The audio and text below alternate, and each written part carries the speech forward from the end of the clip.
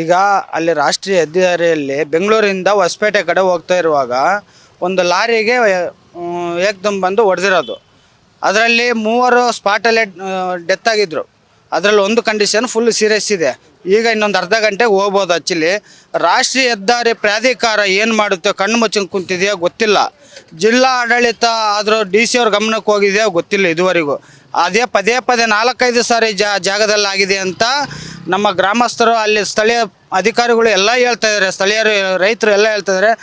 ಜಿಲ್ಲಾಧಿಕಾರಿಗಳು ಆದರೂ ಯಾವ ಗಮನಕ್ಕೂ ತಗೊಂಡಿಲ್ಲ, ಪ್ರಾಧಿಕಾರದವರು ಗಮನಕ್ಕೆ ತಗೊಂಡಿಲ್ಲ. ಇದು ಮುಂದೆ ಅನಾಹುತ ಆಗೋಂಥದ್ದು ತಪ್ಪಿಸಿ ಜನಗಳಿಗೆ ಒಳ್ಳೇದು ಮಾಡ್ಬೇಕಂತ ತಮ್ಮಲ್ಲಿ ಮನವಿ ಹೇಳ್ತಾ ಇದ್ದೀನಿ. ನಾನು ನೋಡಿಲ್ಲ, ಹಾಸ್ಪಿಟ್ಲಿಂದ ಹಾಕ್ಕೊಂಬಂದರು. ಅವಾಗ ನಾನು ಕೇಳಿದೆ, ಮತ್ತೆ ಹೋಗಿದ್ವಿ ನಾವು. ಅಷ್ಟೊತ್ತಿಗೆ ತೆಗಿತಾ ಇದ್ರು, ಅದನ್ನು ತೆಗಿತಾ.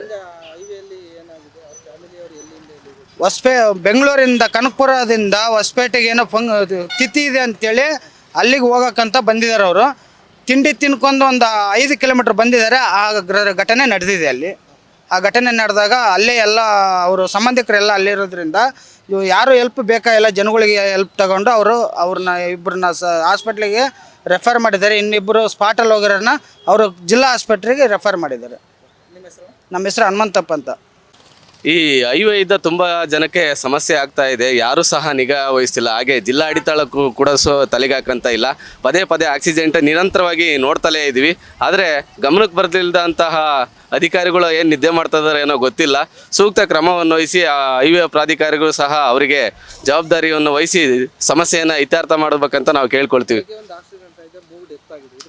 ಹೌದು ಸರ್, ಯಾವಾಗಲೂ ಆಕ್ಸಿಡೆಂಟ್ ಆಗ್ತದೆ. ನೀವು ಇವತ್ತು ನೋಡಿದ್ರೆ ನಾವು ದಿನ ನೋಡ್ತಲೇ ಇರ್ತೀವಿ, ಆಕ್ಸಿಡೆಂಟ್ ಆಗ್ತಾನೆ ಇರ್ತವೆ. ಯಾರು ಹೇಳೋರಿಲ್ಲ ಹಂಗೆ ಆಗ್ತಾ ಐತೆ. ಜನರು ಪಾಪ ಸುಮ್ಮನೆ ಸಮಸ್ಯೆ ನೋಡ್ರಿ, ದಾಟ್ಬೇಕಾದ್ರೆ ಸಮಸ್ಯೆ ಆಗ್ತೈತೆ. ಹೀಗೆ ನಿರಂತರವಾಗಿ ಸಮಸ್ಯೆಗಳು ಕಾಡ್ತಾ ಇದ್ದಾವೆ. ಸುಮ್ಮನೆ ಅಮಾಯಕರು ಸಾಯ್ತಾ ಇದ್ದಾರೆ. ನಮ್ಮ ಹೆಸರು ಮುರಳೀಧರ್ ಅಂತ.